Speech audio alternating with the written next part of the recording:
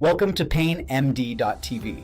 I am Dr. Padda. We are here to discuss a condition that is all too common, yet frequently misunderstood, the severe headache. Whether you are dealing with chronic migraine or the debilitating cycles of cluster headache, the standard approach often fails because it views these conditions as isolated mechanical or vascular events. Pain is not a diagnosis. It is a signal. It is a signal that something in your body's structure, nervous system, or metabolic terrain has drifted out of balance. Today we are going to look at the intersection of neurology, immunology, and interventional pain management, specifically through the lens of the trigeminovascular mast cell axis. To understand why your current treatment might be stalling, we have to move past the idea that migraine is just about blood vessels dilating or constricting. The current scientific understanding involves a dynamic neuro-immune event.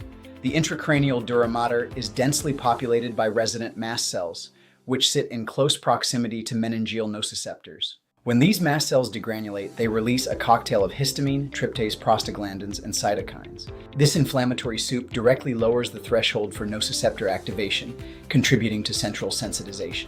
In migraine and cluster headache variants, this triggers a bidirectional inflammatory loop where trigeminal ganglion stimulation releases neuropeptides like CGRP, which in turn bind to mast cells, causing further degranulation. This process is known as neurogenic inflammation, and it turns a transient trigger into a sustained refractory pain state.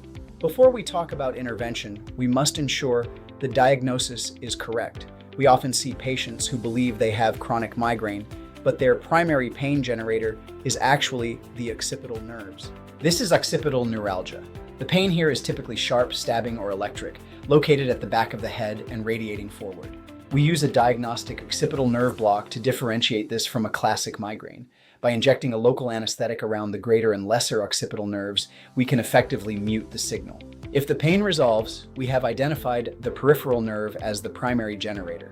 This allows us to pivot from general migraine prophylaxis to targeted interventions for that specific nerve pathway, rather than treating the patient as if they have a systemic headache disorder that is resistant to all therapy.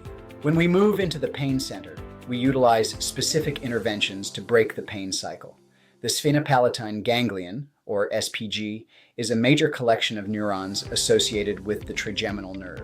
By performing an SPG block, we are essentially performing a reset on the autonomic nervous system pathways that drive cluster headaches and severe migraines. This is not about masking pain. It is about interrupting the aberrant signaling that is maintaining the headache.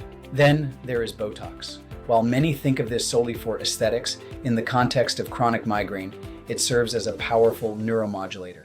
It works by inhibiting the release of acetylcholine and certain pain-transmitting neuropeptides at the neuromuscular junction, effectively dampening the sensory input.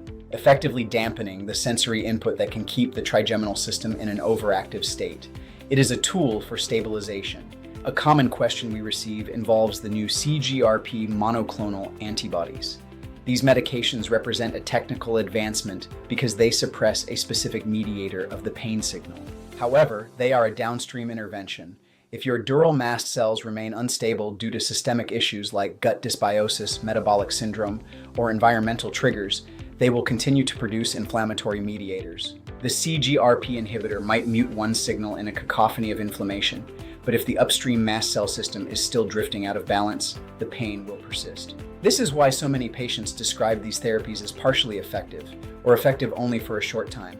They are not addressing the biological terrain. This brings us to the most critical component of long-term success: stabilizing the mast cell. We often see patients with chronic abdominal pain, IBS, or systemic inflammatory issues alongside their headaches. These are not separate problems. They are manifestations of an underlying immune metabolic imbalance. If we can identify the upstream triggers of mast cell degranulation, such as hidden infections, mold exposure, or dietary triggers, we can move the patient from a reactive state to a stable one. In our practice, we utilize low histamine dietary protocols, H1 and H2 antagonism, and other stabilizers to move beyond the assembly line model. We must look at the gut-brain axis. If your microbiota is dysbiotic, the inflammatory soup in your dura is being replenished by systemic metabolic signaling. You cannot effectively treat a headache in isolation. If you have been told your headache is untreatable, or if you have failed multiple lines of prophylaxis, it is time to shift your perspective. We are not looking for a magic bullet. We are looking for the root cause.